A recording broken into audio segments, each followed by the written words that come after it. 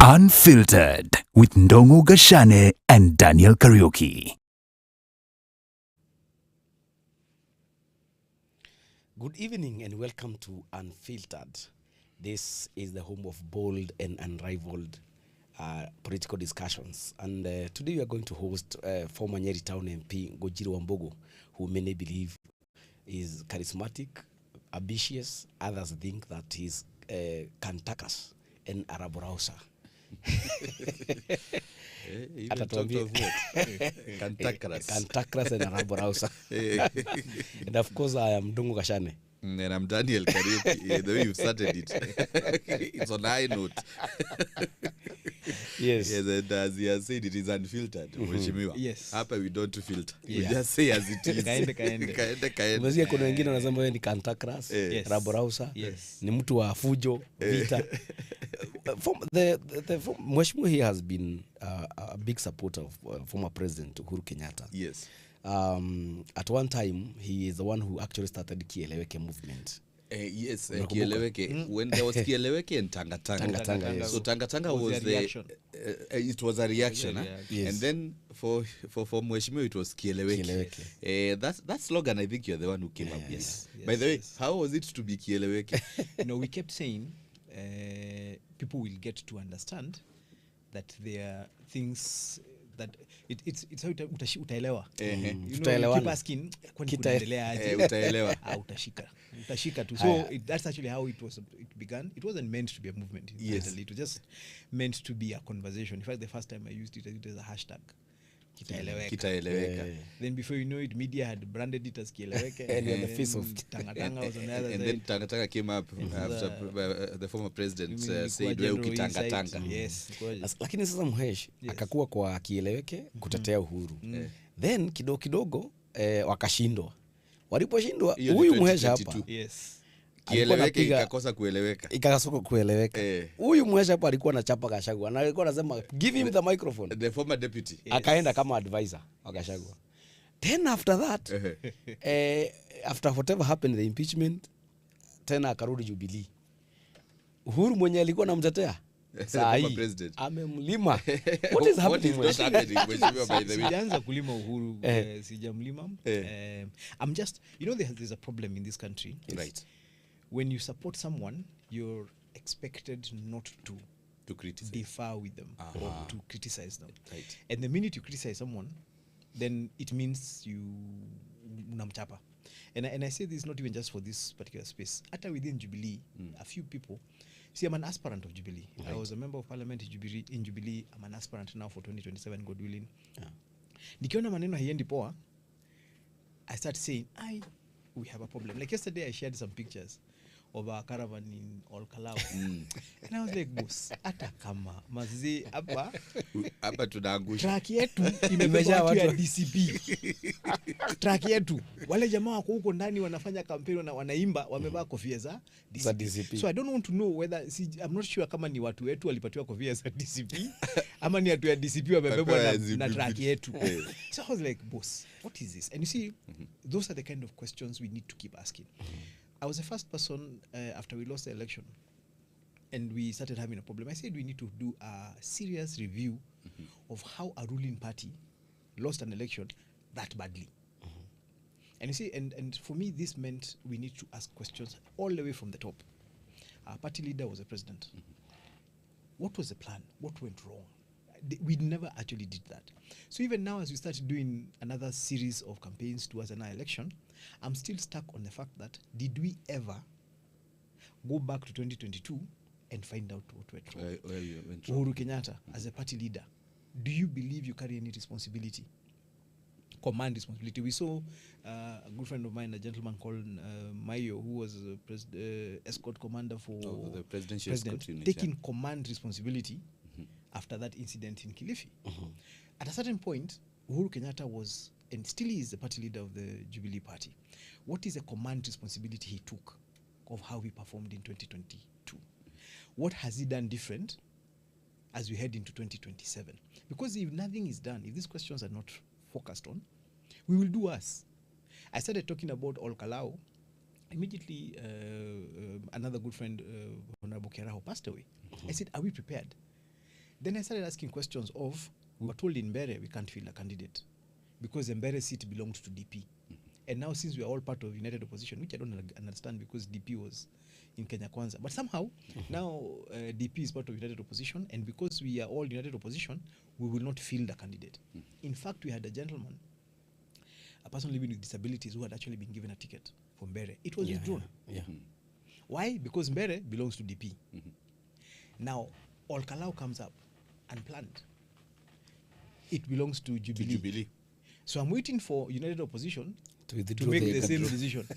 Nikiangalia naona jamaa Gachagua amesema wanaume wakutane kwa kiwanja wapatiane heshima. I'm like, okay, so I asked Jubilee people, starting from the leadership, what's the plan here? Was there actually an agreement for Mbere? Because if there was, it should be an agreement you can refer to for all Kalau. Yes. So, and that's when we start questioning the leadership, and that's how I started writing letters to the Jubilee Party. And that's even to Uhuru. Nimeandika barua mingi. Umeandika kama kapi? Aye, boss, nimeandika kaa 8. Mabarua naweza tengeneza fire. So my first letter I wrote all this is all about Jubilee. Yes, all the first letter I wrote to Uhuru, and I said, boss, party leader, all due respect, very respectfully, this is happening. I am seeing confusion. What is going on? Kenta akafanya press conference. That time Kenta was supposed to be the Secretary General, but I knew he had not been gazetted, and there was a problem with his membership. Yeah, because you have already written a letter about again the officials. That was now like that letter. That's the first one. So Kenta does a press conference in Narok and says, tumeona watu wakiandika mabarua. We don't even know whether they are members of the party, ama ni moles, na wajue wache kuandikia party leader, waniandikie mimi kama Secretary General. Mimi very faithfully. Ile barua nilikuwa nimeandikia Uhuru nikaredirect kwa katumia Kenta. Never responded. And I continued like that. So part of the fight that Ndungu is referring to has been me challenging. And you see, when you challenge a party like Jubilee, you start with the party leader. I saw people being made officials, being proposed to be officials. The first proposal was Matiang'i to be deputy party leader. I don't really have a problem with him, deputy party leader. But then started calling him presidential candidate. And I was like, in a party like ours, for you to be a presidential candidate, you must come to an NDC. You must sell us your vision. We must agree, then we endorse you. Yes. So how did did Matiang'i become a presidential candidate? And why are we all going around saying he's a presidential candidate? So if somebody else wants to run, now are you saying he can't run on the party? That was another problem I raised. Then I saw tumeleta jamaa anaitwa Kemosi. Simesema hapa ni unfiltered. Jamaa anaitwa Kemosi. Yes. He was a former UDA member. He's a treasurer. He's been brought as chairman. But in 2022, he ran on UDA. In fact, he was one of the CASs appointed by Ruto, though he refused. Now he has been brought to Jubilee as the chairman. Kenta ran on ODM 2022. Now he's been brought as Secretary General. A guy called Kenuthi Azak ran on PNU in 2022. Now he's been brought as Deputy Secretary General. I asked myself, I don't want to sit in the party. I want to be an official. An official is bad because you can't say the kind of things I say. But I was like, what message are you sending to the rest of the membership of Jubilee, right, who have been faithfully in this party from the beginning? Why are you bringing people from outside who don't even understand our culture as a party, who don't know how we operate as a party, to come and lead in such strategic positions? Kioni, who single-handedly, and this one I give it to him, people don't like Kioni. Even me, I have my problems with him. But Kioni single-handedly protected Jubilee. Fought for the party. Paka tunakona picha ameshika inaitwa nini Kikuyu tunaitanga bito. Ameshika kimti hali kwa dirisha. Na mawe. Amekutwa na mawe. Wakati there was a takeover. Yes, when people attend to take over the party. Then just when we have settled and the party is safely in our hands, we remove him from the most critical position of the party as Secretary General and make him one of 4 deputy party leaders. I'm like, and I started asking, aren't we betraying? That was not promotion. That was not a promotion, boss. The most critical positions in a party is the party leader and the Secretary General. Every other position is below those ones. But Matiang'i is the deputy party leader. But you see, they want the selling ticket here is not deputy party leader. It's presidential candidate. You get? Then vile tu hawezi patiwa party leader, so he has to be given deputy. Unajua sasa hawezi patiwa SG. So amepatiwa hiyo. But my issue was Kioni, despite whatever you think, and this is now the problem I'm starting to have with Uhuru to some extent and the people around him. You are beef with Uhuru. Personalization of how Jubilee is operating. It's personalizing the party. If I don't like you, even if you are valuable to the party, I remove you. we're not thinking about the effect that is having to the party. There are a lot of people who, the officials of the party, I can say this without fear of contradiction, the officials of the party, a few of the officials of the party, don't like Kioni. They feel he's too rough and he's too abrasive. Labda si cool kid sana. You know, but he's done what he's done for the party. Right. So when you remove him from the center of the party and then you bring a guy who was in ODM, who's running for governor of Narok, so his focus entirely at this moment in time is to be a governor of Narok. We had, let me tell you why it is a critical problem. We had an MCA position in Narok, a by-election. Do you know Jubilee didn't run a candidate? Mazikonde alishinda hii. Now the question becomes, Konde is a wewe, DCP, was a DCP wewe, you are a potential governor aspirant for 2027. Right. Then somehow there appears there's created a by-election for MCA in your county. Shouldn't the first thing you want to do, and this is a new party you've joined, is to test whether your party will be acceptable. By the time The first thing he should have done is ensured Jubilee actually runs a candidate, and he runs that campaign as a Jubilee leader in that county. But was he installed when the by-election was going on? They were appointed or nominated in their positions at the beginning of the year. And at that, you're still even when he was doing the presentation and saying I should write to him, you've been presenting yourself as Secretary General of the party. Yes. There's a by-election in your county. Why would you give up that position? It's like Kioni, and I challenged Kioni when Olkalau came up. I told him, naona kama utapatiana hii nafasi iende. Because ukipatiana, what are you telling us?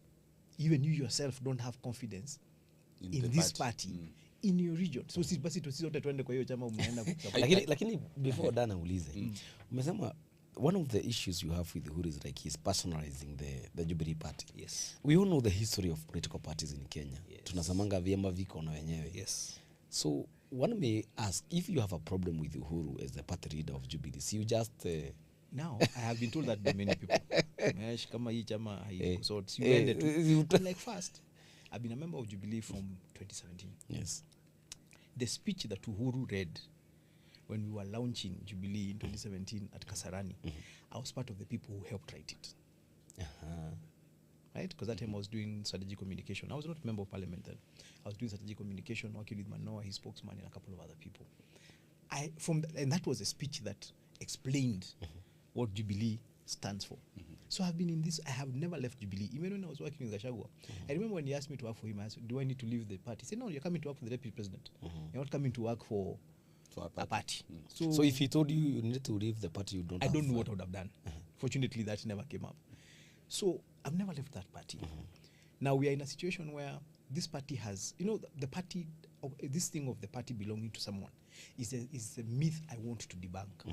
I might not succeed, but I'm willing to put my... So you're just testing waters. I want to not just testing. It is something I believe because you are sure of you might not succeed. Because when you go into a journey, you might. Mambo ni mengi. Mambo ni mengi. Kuna crocodile huko mbele. Sasa hatuwezi kushindana at the same level. Yes. But I also want to believe that we have enough Kenyans are woke enough. Yes. When you look at Gen Z and what to understand that political parties cannot belong to an individual. When Jubilee was being fought, Kioni is the one who was fighting for it. Uhuru showed up once. Yes. Kioni is the one who was everywhere, doing everything. This party gets money, close to 100 million shillings from the exchequer, or should get. I saw in a newspaper article that Jubilee is claiming 12 billion, 16 billion shillings 16.5 billion from government. Right. And what is interesting, it accumulated from 2013. Yes, during Uhuru's term in office. So when Uhuru was president, we were not getting money from government, but we were supposed to get this money from government. So the government owes us Kenyan taxes. 16 billion of them are supposed to come to us. So how can this party belong to Uhuru? How can it belong to Gunjiri? Yes. How can it belong to Dongo? It must belong to the membership. And in fact, what part of the campaign we run is called Heshimu Member. There's this perception that the most important people in the party are the officials. No.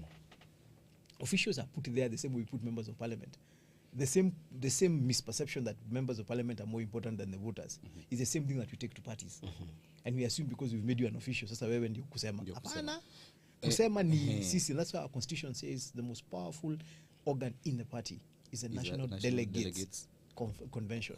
It makes all the critical decisions. Let me ask Mheshimiwa. Yes. Someone would argue, well, as you are putting it, that the party does not belong to Uhuru, does not belong to individuals. But at the same time, the former president said that I wanted to hand over this party. But again, there has been some forces from somewhere trying to destabilize the party. Could they maybe be referring to what you are saying, trying to destabilize the party so that it is taken over from him? But now, because he's around, he insists, no, now I can't go. You see, also, to some extent, that's a fallacy on his side. To imagine that he is the one who is good. But on paper, Jubilee has 7 million members.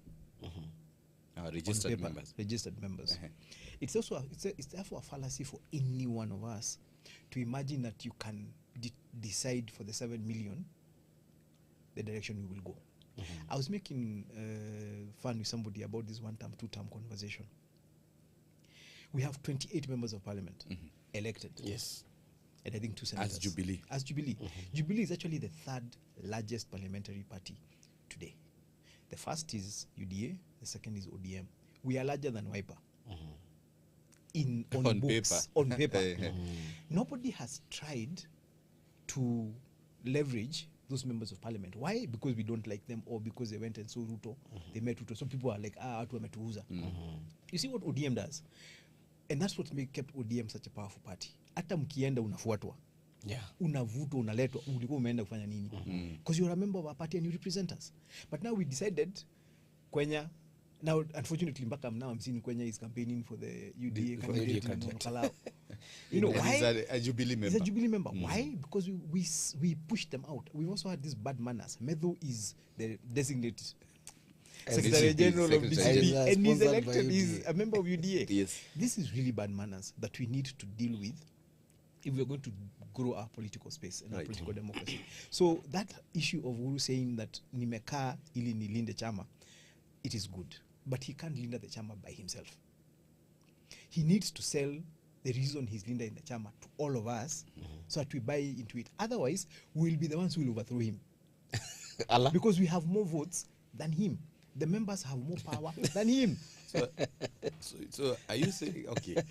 Do you understand what I'm saying? I understand what you're saying. If he doesn't but now, get it... Don't you think now they'll take it that indeed you are being used to destabilize Jubilee, to overthrow? Why do I need to be used by anyone to push a principle I believe in?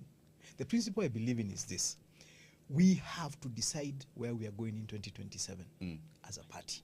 And we have to make a decision based on the best interests of the party, not of Gunjiri, not of Uhuru, not of anybody in the party.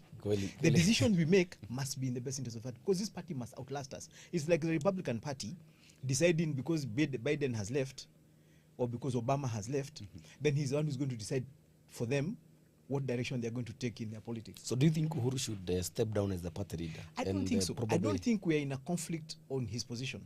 I think what he needs to do is open up enough space. Allow any other allow voices and listen to us before he tells us. So are you... Now he's telling us. You see, he's telling us. And sometimes I feel as if we have forgotten we are not in government. Yes. He has forgotten he's no longer president. We have a lot of respect for him because he's a party leader. But we can't be in a situation where he can't, his word can't be law. Yes. It can't be nimesema twende hivi. I was telling somebody, people are told to jump. Me, I'll ask, why am I jumping? Haya, mheshimiwa. Before we are told to jump, do I have to jump? Acha nikuulize hii swali. Uliza. You had taken what to the Jubilee's doorstep when you objected to the changes. Court. Oh, I haven't stopped. I thought when the political parties registrar decided to effect the changes. I went to the tribunal. So kuna kesi kotini. Nilifile kesi, niko na makaratasi. Hata walikuwa wanasaviwa leo. Political parties tribunal. Political parties tribunal. Dispute tribunal. Wewe umepiga support Uhuru, umempiga, support Gachagua, umempiga, oppose Ruto, support. But there you see, so where are you here? And that's the thing, because me I don't personalize. Me I support positions. Yes. I don't support people. Yes. I support. Remember, but then even before I became a member of parliament, I fought with Uhuru during ICC. I was to come there. Hebu kwanza tell us. You know, I thought somebody with told, Uhuru your friend told me and that Ruto alikuwa na during the Ethiopia. SEC. and I was, in fact, you should look at the articles I used to write in the Star. Yes. Before that, I was vicious.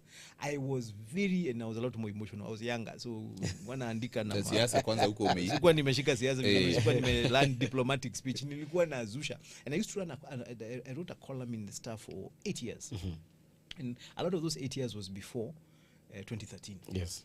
So, and I tell people, my political journey began after 2007. Before 2007, if 2007 hadn't happened, I don't know whether I would be a politician.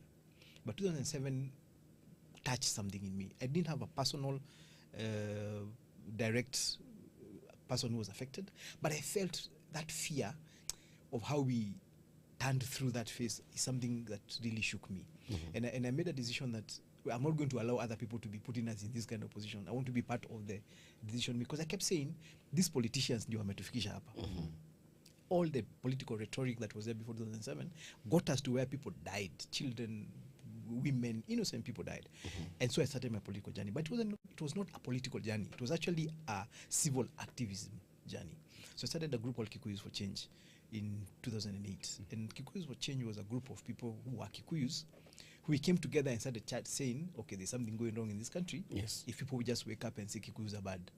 So tuende tukaongea na watu wengine watuambie nini mbaya na sisi. Yes. So when we got some donors, Open Society, Ford Foundation, Kenya Human Rights Commission, a lot of American Embassy, the Netherlands Embassy, a lot of people were very interested, because ethnicity as a topic was very high at that moment. And then we had just come from post-election violence. And we started having forums across the country. And we'd meet. I met the first one of the very first, the hottest meeting I had was with a guy called Joshua Nyamori, who came with a group called Nyanza Youth Coalition. And these were now Luos. And there was a lady called Karoruto who came with Kalenjins. And there was a guy called Joe Kithiaka who came with a team from Mukambani, something, can't remember what they were called. This is 2008. And we met in Limuru. And that we spent 3 days there. Let me tell you, it was bad. And remember, we were in our 30s. So we had not internalized the animosity between the communities, but it was on fire. The guys from Nyanza were saying, you guys have killed us. You have piled our bodies in city mortuary. CG, what. It was a very heated conversation. But over the years, I remember those meetings because we had them over and over again. I went to Garissa. I met with members of the Somali community. I went to I've never forgotten a meeting. I went to Narok, called Masaini Kapsa. There's a guy called Tiampati, who used to be in the media, who was the one who coordinated for us that meeting. And I met these Wazés. And in that group of Wazés, there was a certain group who had been senators in the first government. You know, it took on senators. And I listened. And you know, some of the communication we have, I always remember those guys saying, Nyinyi wa Kikuyu, you open hotels, and then you make Big Five. Na mnaweka Masai. Mnaweka ndovu, mnaweka simba, mnaweka nini. Nyi mnauzanga hiyo Big Five na Masai. That is how you have D. Now, I had never thought about it like that. But you see, and that's why I keep telling people, see, when this utterances by Hassan, it is not what you say, it is what I understand. Yes. And if we spend a lot of time focusing on what somebody is understanding, rather than what you're saying, we will solve a lot of our problems. And so that's how my politics began. So I did a lot of that inter-ethnic forum. Then we got in just before the constitution. I was a major proponent, and I did a lot of campaigning for the new constitution in 2010. And you were supporting these leaders to go to Hague? Actually, my argument of the Hague was this. We had been completely unable. That was Uhuru and Ruto. Uhuru and Ruto, there were 6. Uhuru, Ruto, all 6 of them. Yeah. As a country, it was clear we were not going to be able to get to the bottom of what happened in post-election violence. Yes. And my argument, again, was not personal to Uhuru, Ruto, or the other 4. My argument was, we need to know what happened in 2007. Yes. And since we are not going to have a court process in Kenya, and these guys are going to have a court process, and then ili tuju. So we started a whole international, I think Kalonzo was doing, and he was going around the country. And me, I started collecting signatures in support of saying, Kalonzo was trying to remove us from ICC, me, I was collecting signatures to go. us. And you know, in 6 weeks, I collected over 1 million. For people who are supporting from Kenyans the who are Hague- supporting the Hague this process, The process, iendelee tujue nini Because it had also been taken to parliament. yes. And that is what I do. Me, my You collected argument 1 was million very- signatures. over 1.6. Nina hizo vitabu kubwa namna hii. Near before 2010. Yes, before 2010. Yes. And another time was when Uhuru and Ruto went to the Hague the first time. And then there was this plan to have a grand return. At that time we were friends with Boniface Mwangi. These days we are not very good friends, but at that time we were friends. And he had these photographs he had taken. We organized a memorial at Uhuru Park. for the So that we could remind victims. people, it is not about the people who have gone to the Hague. It is about these Kenyans who actually lost got their affected, lives, who lost their lives, who lost their property. And that is what it is that I had been doing. Now, where I changed, The paradox now. After Now- they were elected, you me, my issue was Sasa this. maneno yako mheshimiwa ni Tumefanya ngumu. kazi. But then ni rahisi. ukasema Ukinielewa, inakuwa rahisi sana. Because this is what happened. Eh. I campaigned. I even went to work for Raila. I was his political advisor in 2011, 2012, I was head of his political operations. Actually, I was Wafula Buke's boss and a couple of other people. I went to work for him. And I did everything I could. And I'm above average intelligence. So I You did, try here and there. kila kitu to convince Kenyans we can't vote for Uhuru and Ruto. they voted for him. Then they voted for them. Yeah. So I woke up and I said, you know what? If I'm a true Democrat, then I have to. And that's why I fell out with the civil society. Because you now Because I woke up and told them, Yes. Kenyans have refused to listen to us. So there's something Kenyans have seen That we have not not noticed, seen. yes. So now the first thing we must agree is if Kenyans have said they want Uhuru and Ruto to be their president, now our role is to support them because we can't then start making them fail. The same narrative I used in 2022. Once Kenyans decide that Uhuru is the president, even though I fought him because I did not believe I believed he needed to finish his cases before he became president. Yes. But Kenyans have outvoted me. Then my role is now to support him because now he's my head of state. He's the president of the republic of the country I come from. I don't want him to fail. I don't want him to be embarrassed. In fact, my first article after he became president was a complete 380-degree shift. Even my editors there couldn't believe. I'm like, Kunjiri, this is you. I said, yes. Unasema sasa watu wapatie Uhuru heshima. Yes. And you even because said he's that no longer the ICC process. You yes, never, and I said you, ICC process sasa hata nyinyi wachaneni na yeye. Chatuimalize. Because kwa sababu sasa you're no longer dealing with Uhuru Kenyatta and You're dealing with the individual, president. You're dealing with my president. of the republic. My president. And I don't want you to embarrass him. Yes. Because anything you now do against him Yes. is actually to us as a state and as a nation. So wachaneni na yeye sasa. You started now Kenyans, campaigning. because this court process was about getting justice for Kenyans. Kenyans have decided they don't justice. wanataka tuendelee hii maneno ya 2007 we have learned what we needed to learn. They've decided to give the two people who we thought should go to ICC the responsibility of running the country and ensuring we don't go back there again. Right. So can we support them? And your friend actually told me that alipatana na wewe Ethiopia. I was doing part serious of the campaigning communication lobbying. now system trying to make sure the same people I had been working with civil society trying to convince them sasa wachaneni na yeye. Sasa vile kumeenda wachaneni na wao. And of course that is now why people keep telling me wewe ni kulipwa. So I ask kwani nimelipwa? Na Either watu- I'm very good Eh. at what I do or because- kubali tu niko na principles fulani.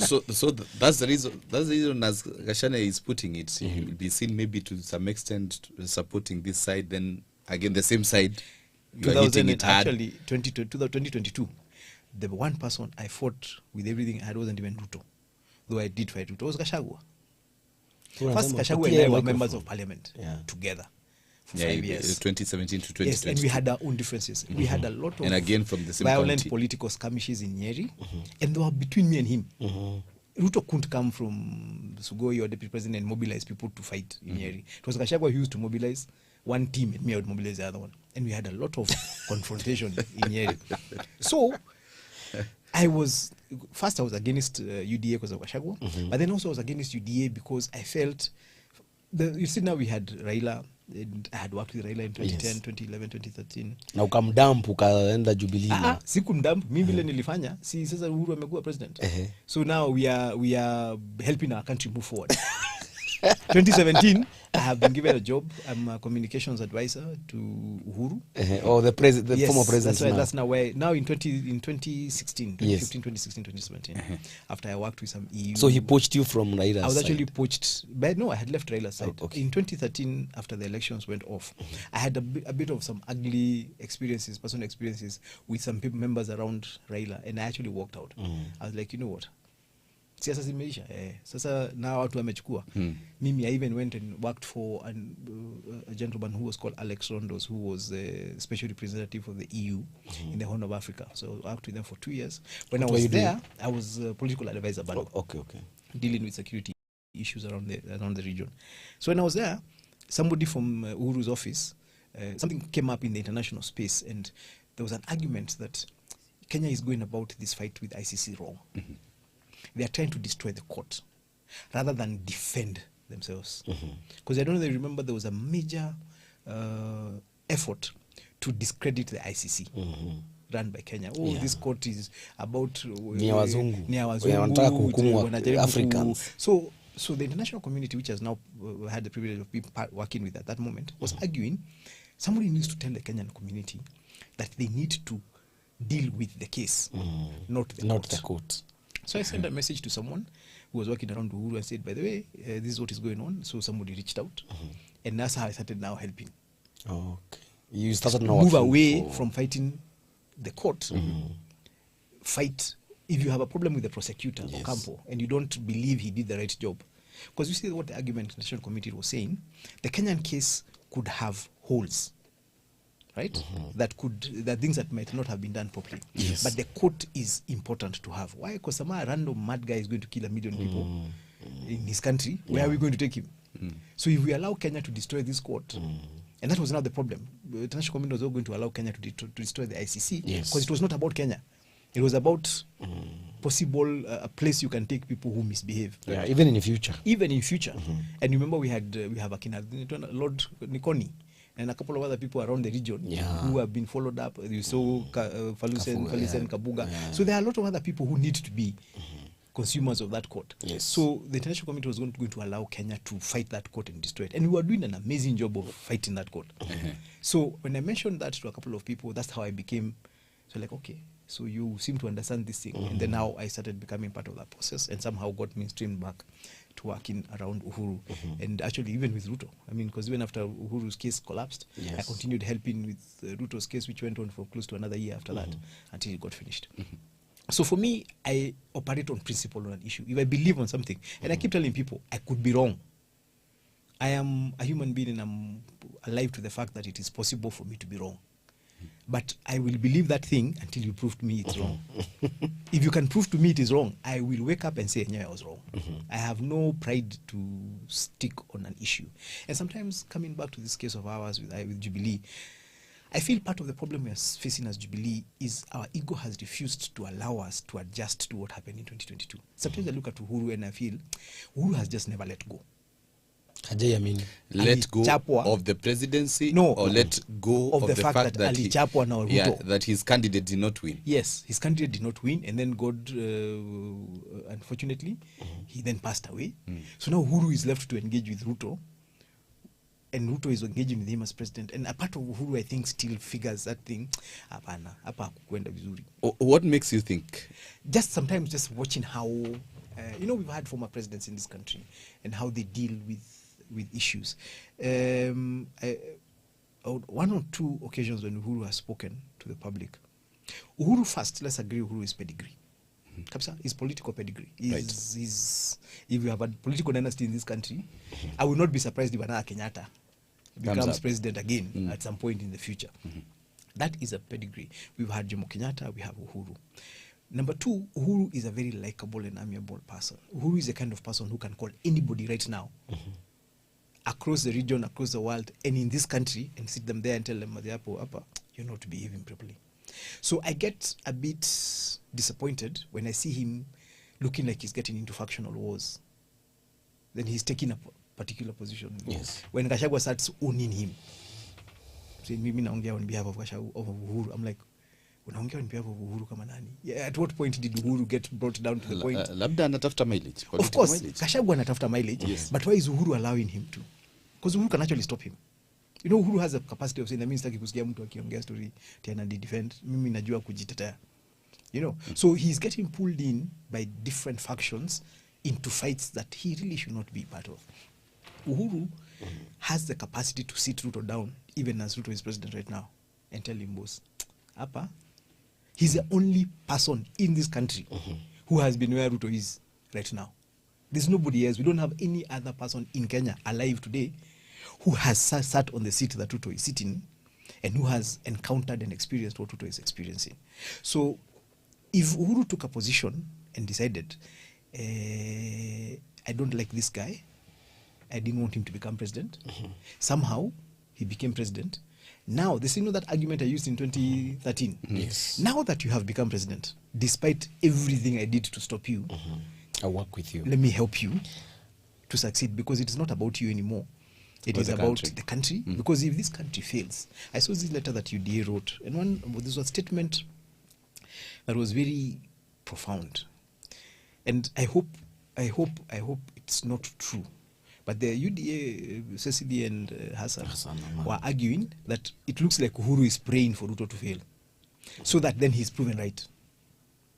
I said this is a bad person. Now you see. You want to be vindicated. But you see, in vindicating you and in Ruto failing, we have failed. Our system, our security system will fail. Our education system will fail. Because for Ruto to fail, you know, Ruto doesn't, where Ruto has reached, kufail personally, ni ngumu, tuseme ukweli. Yeah. Where he is right now, hata tukimtoa sahi, for his personal life to collapse, is very hard. Yes. He has created the systems around himself to take care of him as an individual. So for Ruto to fail, it is for programs he is doing in the country to fail. It is for the education system to fail. It is for the healthcare system to fail. It is for the security system to fail. So if we hope for Ruto to fail, it is not him who will fail. He has 200 very serious security guys. Hata wakifanya makosa hapa bado wako. Uliona vile hiyo jamaa alitolewa kwa hiyo platform. So his security system will not fail if our security system fails. His healthcare system will not fail. His education will not fail. So we are hoping he will fail so that we are vindicated. It is the Kenyan population that will struggle. So see, we get out of that thing and we say, haya, sasa wewe umekuwa president. Mimi yenyewe I didn't like it.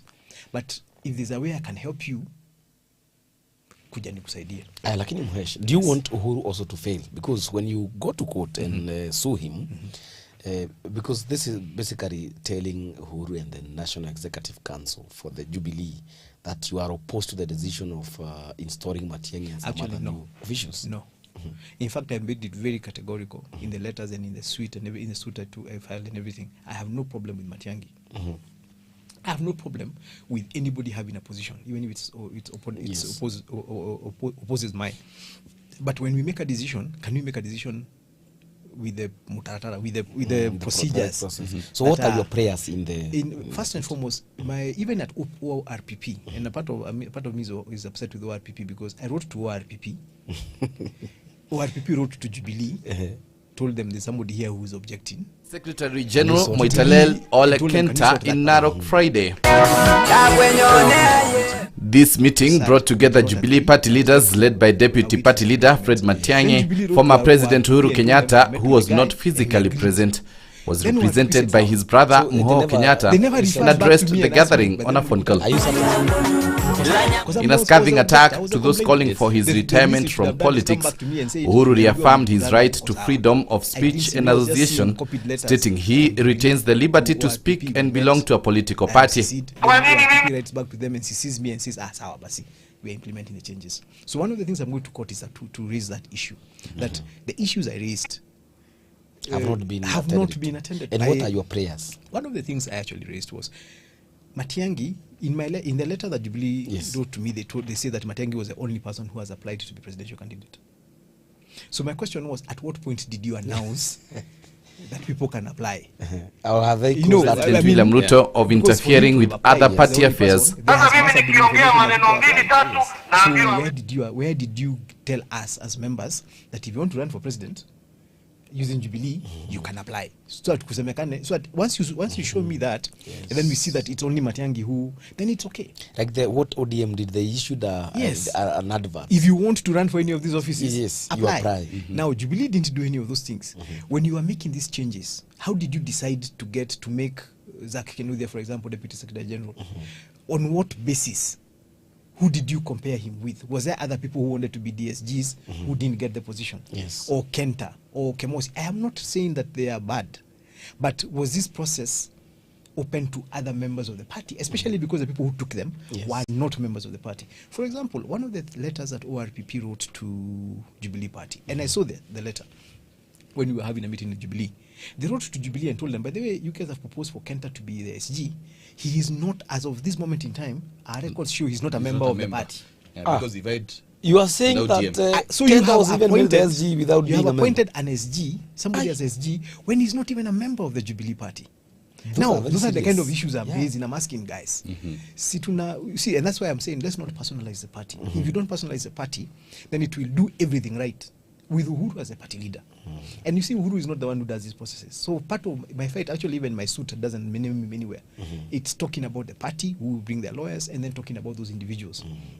And my challenge is to the people who are making these decisions, because it's not Uhuru making these decisions. There are people he has entrusted as party leader, and I'm telling him, watu wanakuangusha mkubwa. And wakikuangusha, we'll have the kind of embarrassment we are just about to have in Olkalau. So as a result of the Jubilee Party failing to adhere to the laid down procedures, you want these new officials stopped from occupying the We office? stop the process and we do it again. In fact, we can still end up with them. But with the we'll end right- up with them the right way. There's small things that are happening. See, like during this Olkalau by-election, as Jubilee, we were late in submitting the documents we were supposed to submit to IBC. So now there's like a problem there. So we finally did submit, but if we were to win that election, the other candidates can very comfortably go to court and say, hata hatujui IBC walimkubalisha aje after the deadline. So how are we making mistakes like those?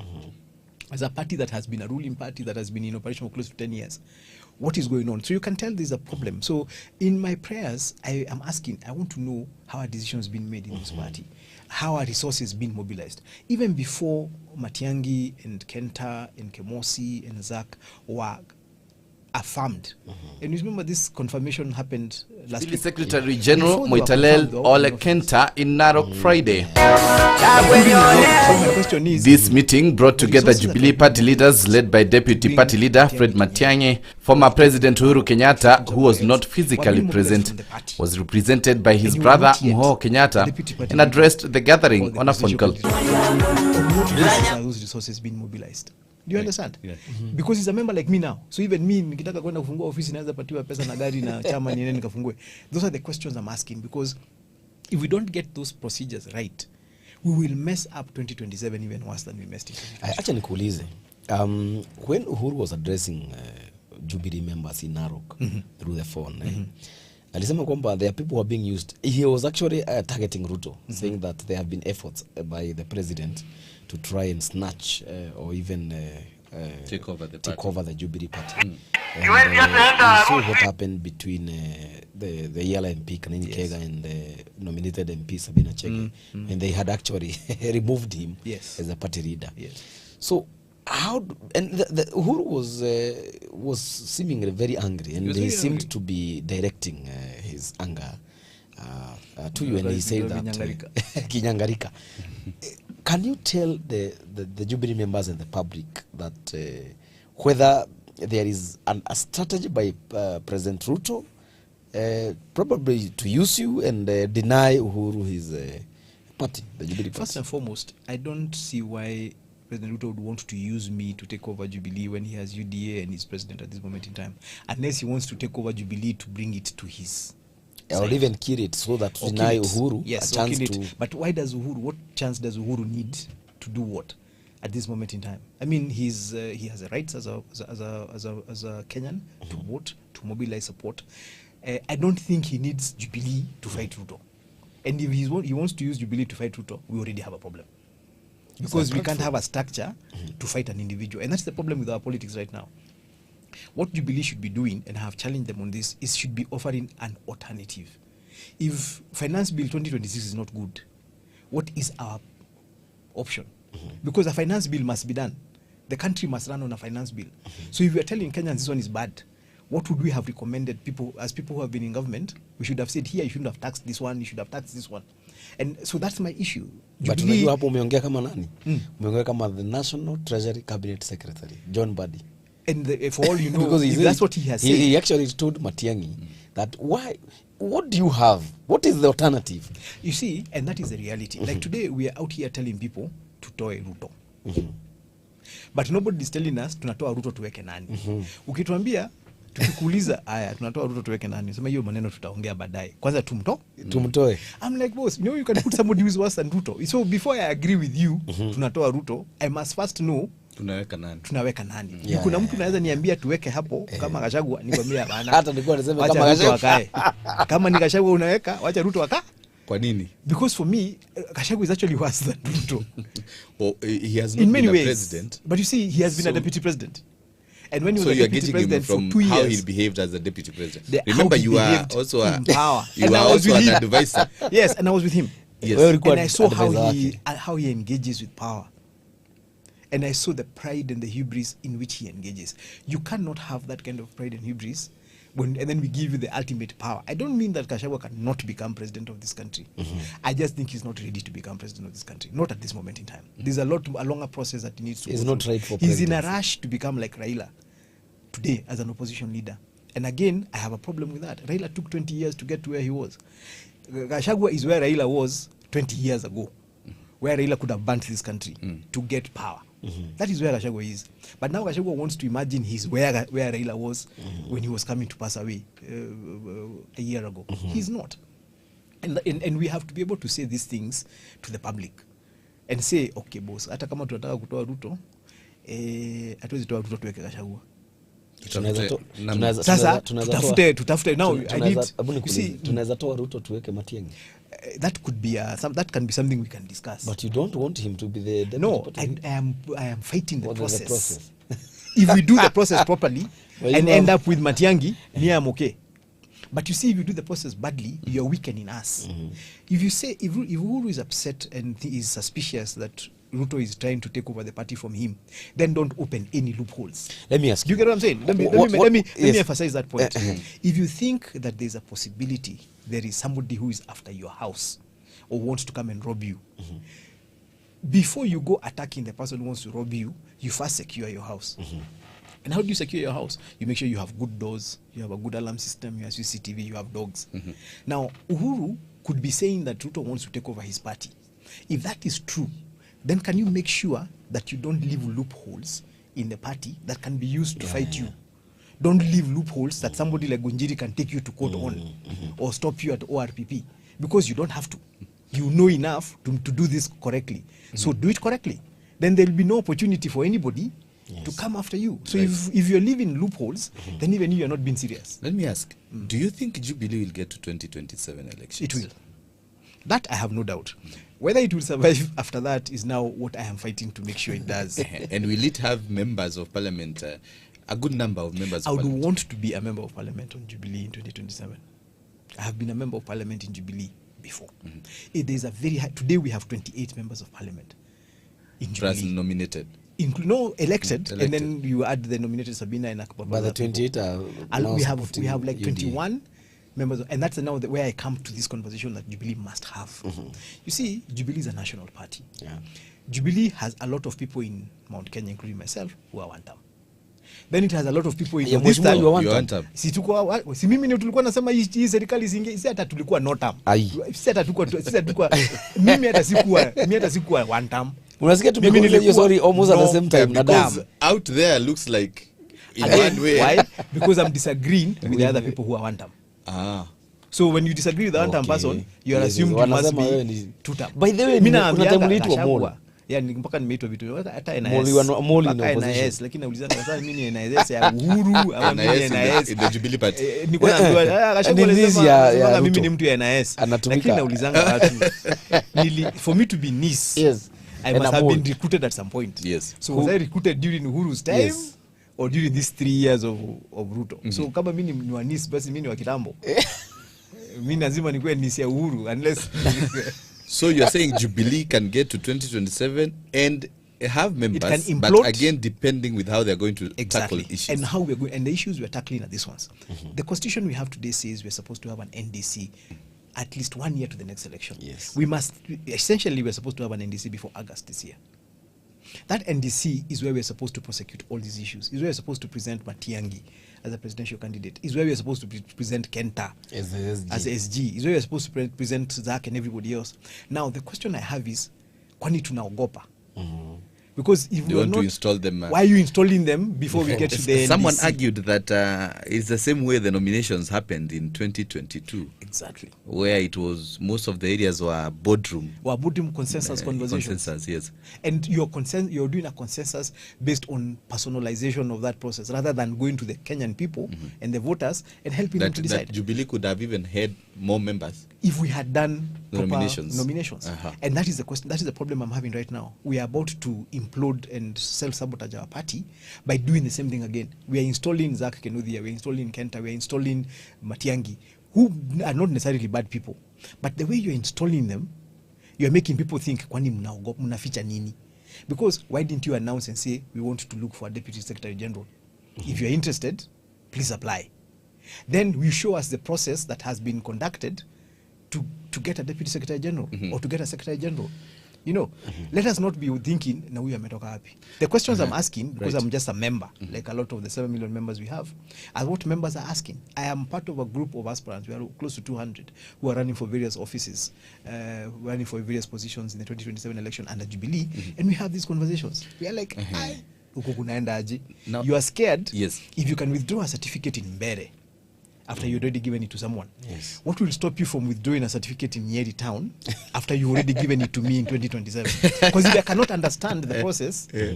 Before we, I know time has really moved. We finished an hour. It's almost 1 hour. na tuko na- Lazima tuongee kuhusu ya Gachagua. Na But pia before Rokarau. tuingie na Olkalau. Unaona kama mtashida. Those two issues. But before we get to those two issues, now the issue is before the political parties dispute tribunal. Yes. What if the ruling by the PPDT goes against what you are pushing and they implement what the party is pushing? We go on with life. We work from there. You see me, what I'm fighting for. So is are you the going issue. to move from the party? No, I'm not going from the party. I stuck Uko Jubilee. NDC So member. you will not be Mimi worried stock of being Jubilee. given the certificate and Na then wakikunyima Tukifika ama hapo, wakunyime ta- juu umewasumbua, Sasa, umewasumbua sana. nimewasumbua, but also, Uhuru said something on Monday. He says, he will go with the decisions of the people. So wewe enda ujipendekeze kwa watu. Ifata alisema mimi sina marafiki. Rafiki yangu ni yule atachaguliwa na watu. Na mimi najua nitachaguliwa na watu ya Nyeri. Yes. So nikichaguliwa na watu ya Nyeri nikuje Jubilee waniambia watanipatia ticket. Yeah. Wacha We will deal with nikwambie- them at that wacha moment. nikwambie kwa nini watakunyima ticket. Director of elections. Yes. Kembi Kitura, my Yes. good friend. Yes. Senator, Murang'a. former senator wa Murang'a. Yes. Ulisema hata hiyo kiti hata. By the way, which is true. Hakuna kiti kama hiyo kwa constitution yetu. It's not Jubilee. there. Hata hii kiti tulipatia Kados, chairman of MCA caucus. There is Hakuna. no such seat in our structure. Mheshimiwa, unaonekana ni kama umepigana na kila official hapo. Mimi nataka tufanye vitu the way they're supposed to be done. tutumie sheria. Because if we don't do them the way they're supposed to be done, we are weakening ourselves. Yes. Because now if somebody challenges Kados, utaenda kumdefend na chamba kusema yeye ni nani. If somebody Are you saying challenges Matiang'i is a Kembi- stranger to the party in terms of his position? No, see now he's been as of this moment in time Oh, he's yes, the deputy yes. party He's leader. the deputy party- but Until you have we- challenged that. I've challenged it because I've challenged Until the process. the PPDT. So if PPDT says Utatosheka ama utaenda kotini? taachana nao. Hautaenda kotini. Now it will depend on how we will argue the case. I cannot say I will not go to court. No, nasema Eh. if the PPDT does not rule in your favor, Yes. utaachia maneno ama mtaenda mpaka. But you see, they will make a decision. And they will say, we have looked at your arguments, we have looked at the defense. Because you see, even Jubilee, we didn't need to go to PPDT. Yes. I asked Jubilee a very simple question. Just give me a copy, a flow of how you made these decisions.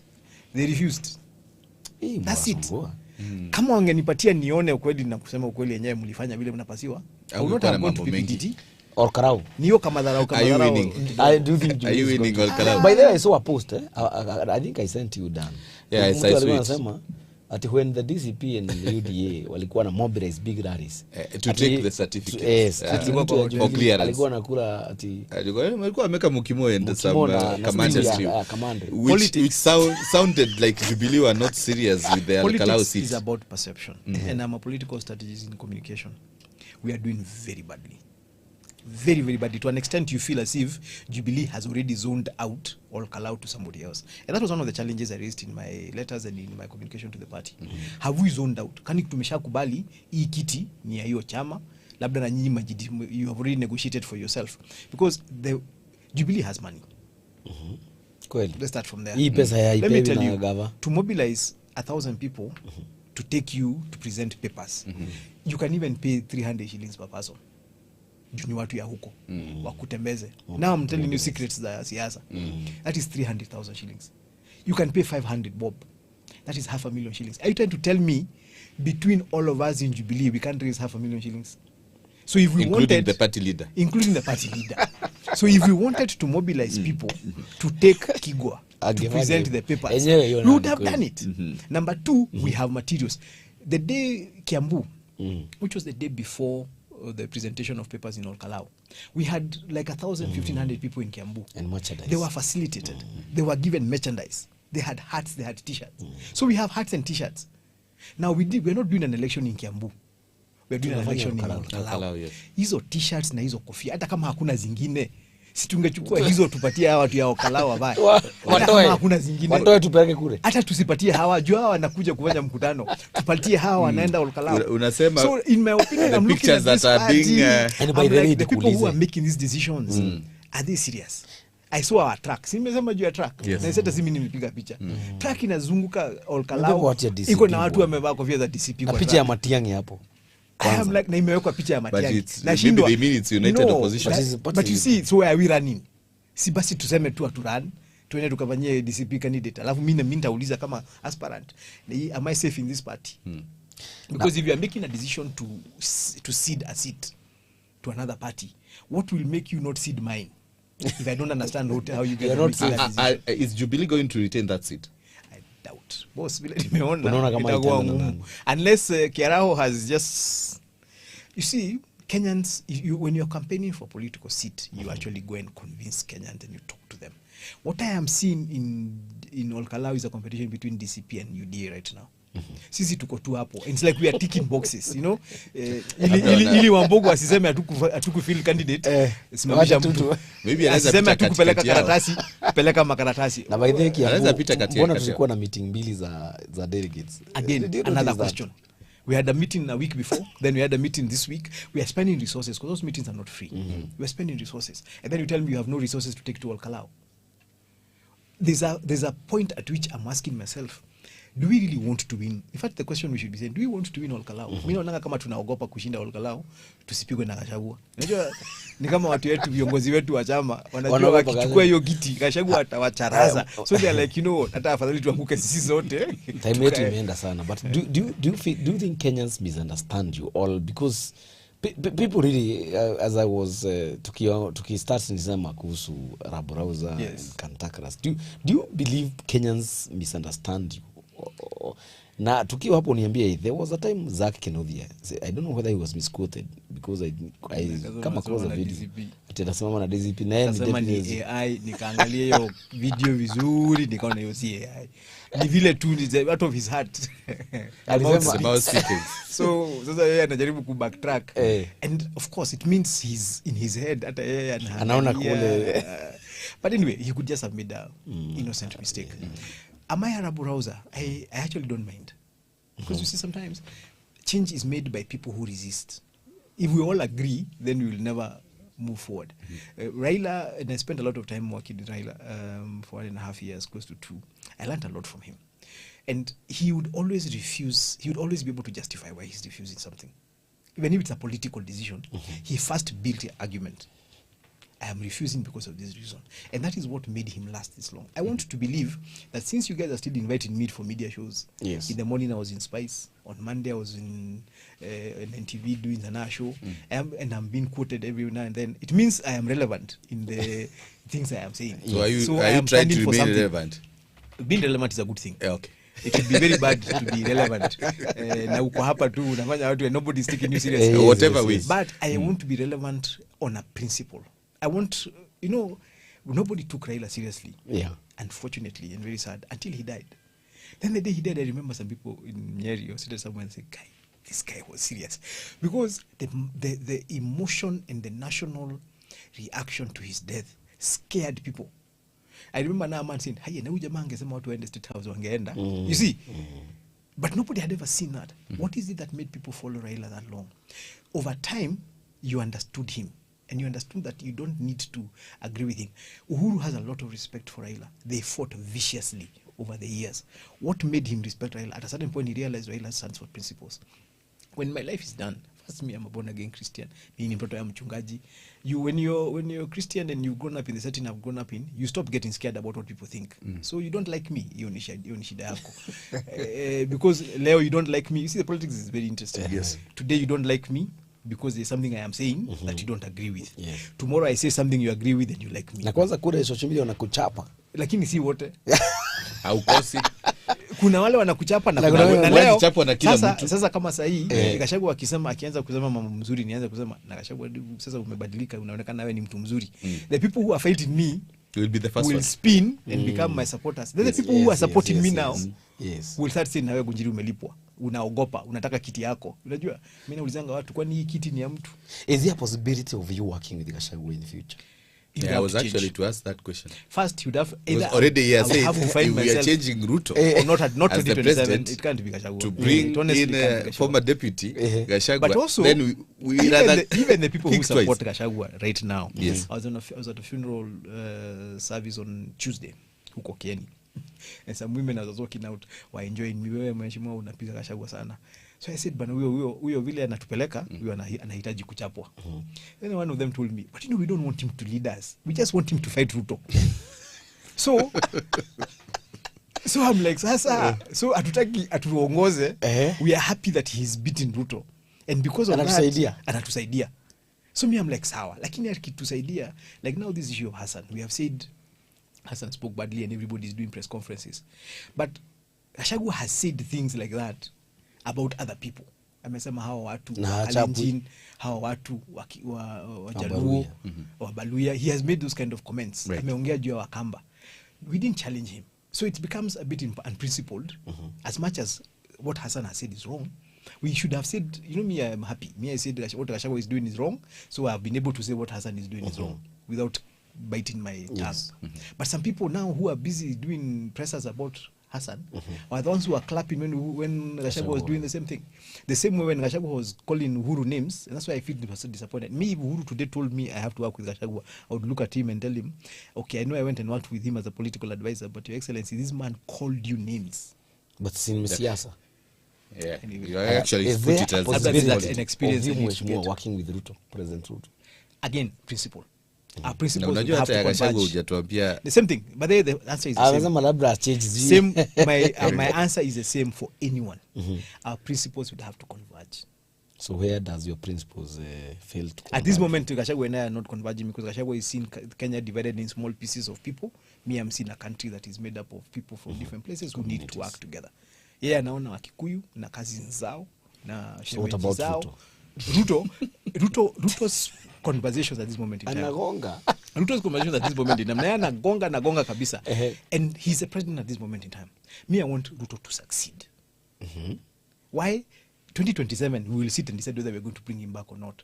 So But you, I for want him you, to you have succeed. not decided want- whether- I won't share. But we will see. Yes, I'm one term. Because you see, mimi sikuvutia Ruto. Yes. Mimi naambianga watu hata wakikuja kuniambia mwesha tuonange ukipiga Ruto. Nawaambia mimi nilipiga Ruto Na miaka by the way, 5. mpigangi Ruto muhimu. Nilipiga Ruto miaka 5, nikawaambia msichague, mkakataa. Mkamchagua. Na, you are the stakeholders now in this conversation. Unawaambia hata in fact I came with kieleweke. I am here. My expectations were very low. Yes. So anything he does, he actually surpasses my expectation because my expectations are already low. Nyinyi ndio mlikuwa na expectations ziko hapa juu, nyinyi zenyu ndio zimeteremka chini. So kama mnaona kama amekosea, nyinyi mtaenda kufanya kazi ya kumtoa. So what does Gachagua need to change for you to work with him? In the same case, what does President Ruto has to change for you to work with him?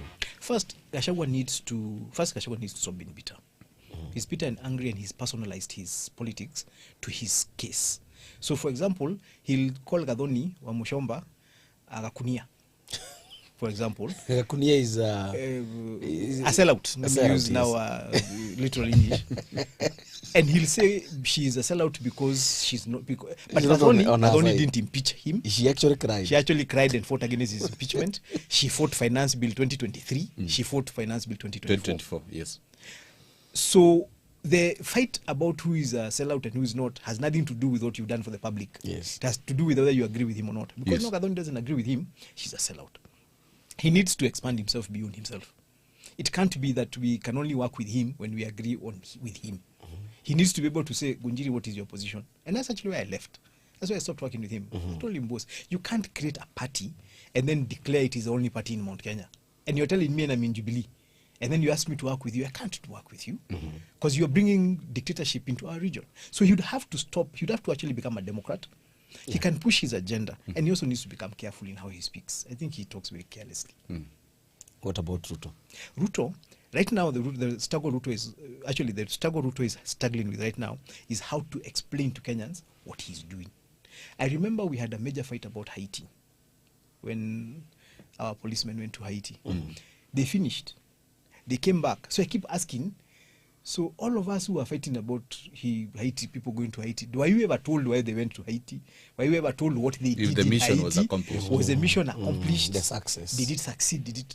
So we are very reactionary. When we get a low-hanging fruit, we fight it, then tunapita. Tunaenda kwa hiyo ingine. So there's I think actually Ruto's biggest challenge right now is the communication from within his government. Do you think he's succeeded like on this in issue of terms Ebola, for example? Now Kenyans are saying we are being brought for Americans who have Ebola. First, if Trump told Americans that if you get Ebola, I'll send you to Kenya, he would get massacred himself. So the reality of the politics is that it's not possible for Trump to be sending Americans here, because you're telling Americans that when you get a disease, you stop being an American. You go to a third world. We won't use the words he used. Third world country. So it can't be what he's selling. But then also, even for us as Kenyan government, what are we saying? We have agreed that people who are sick can be brought here. So if that is not the case, why are Kenyans hearing that? Why is it that is what Kenyans are hearing? So it means there's a communication problem of how government is explaining things.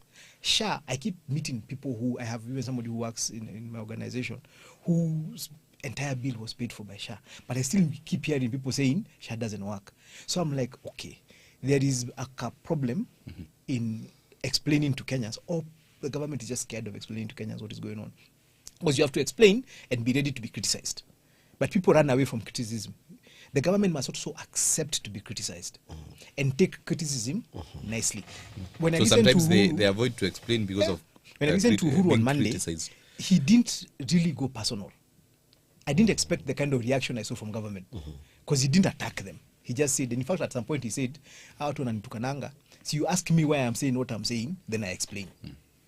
You know, so even him, he's setting up an olive branch.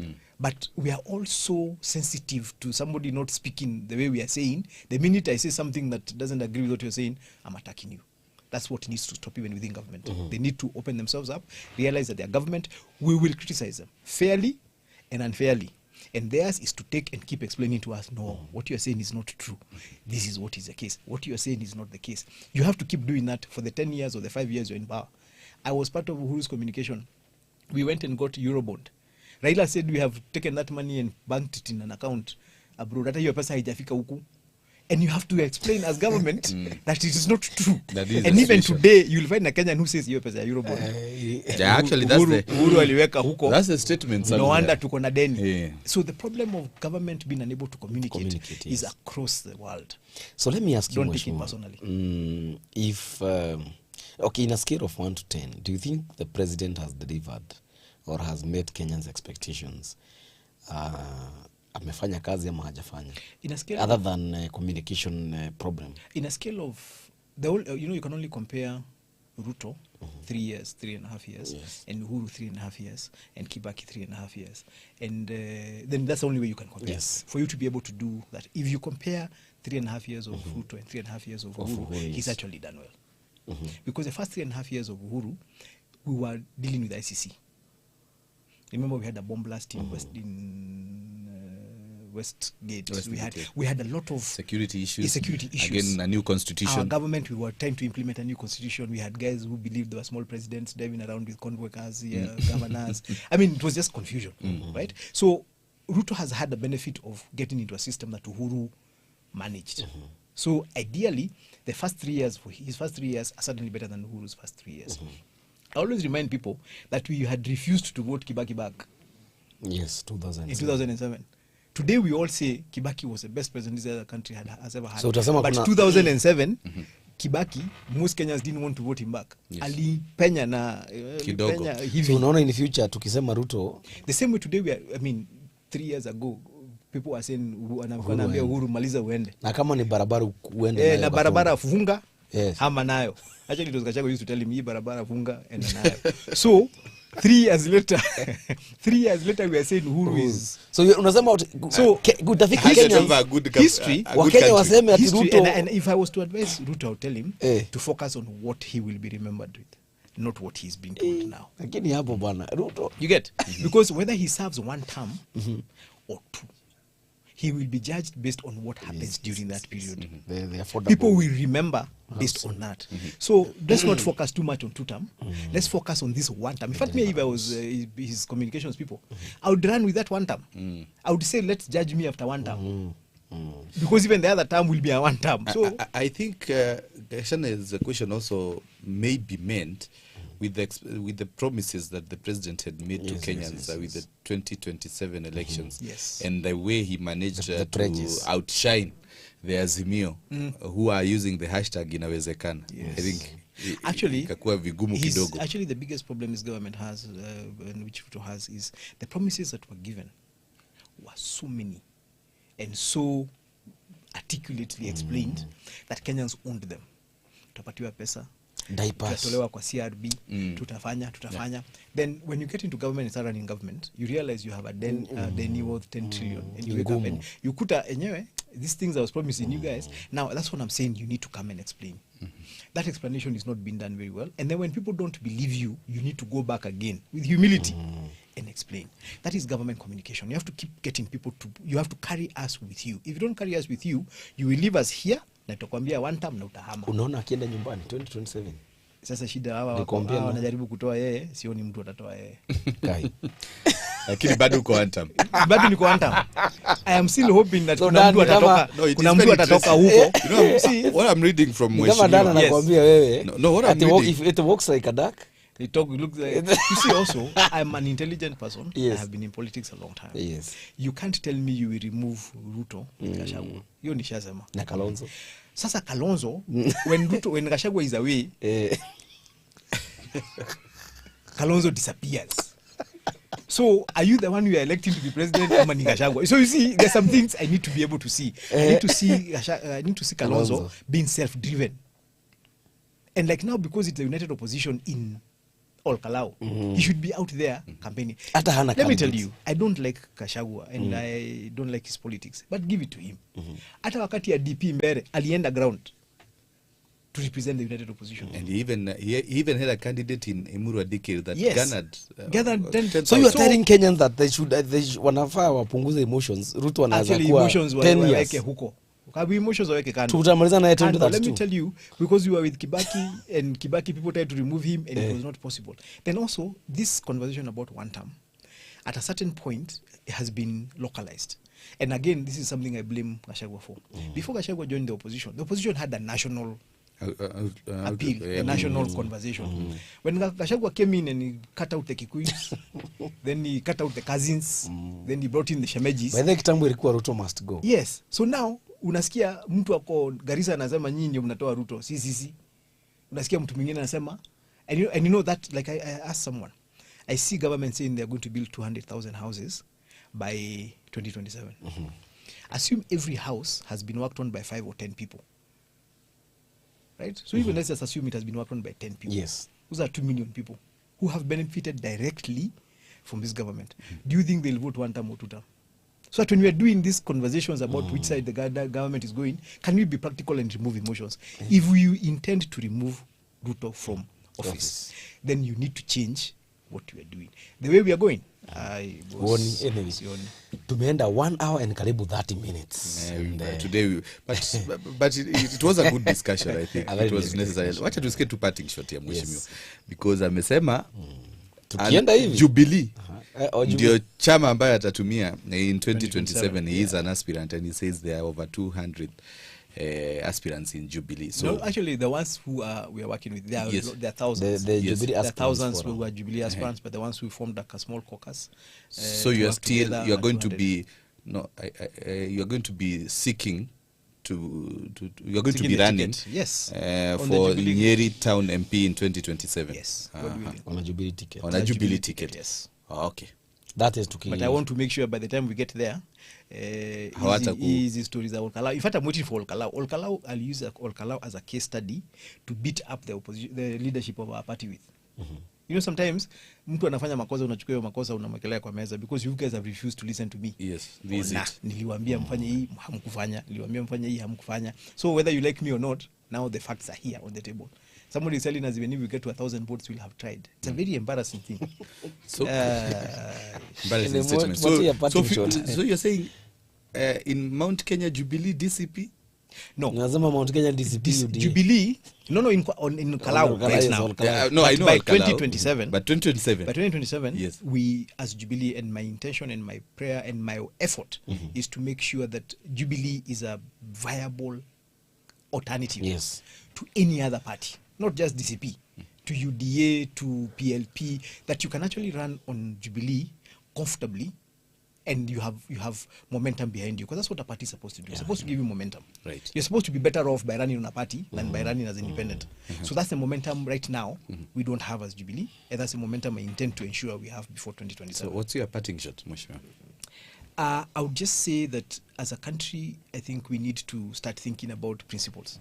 You see, you asked me whether I'm a rabble-rouser, I'm a cantankerous person. Whether some people think I am smart and I work hard and I am principled. Some people think I'm a rabble-rouser. The funniest thing is that the people who think I'm a rabble-rouser today will think I'm a very smart person tomorrow.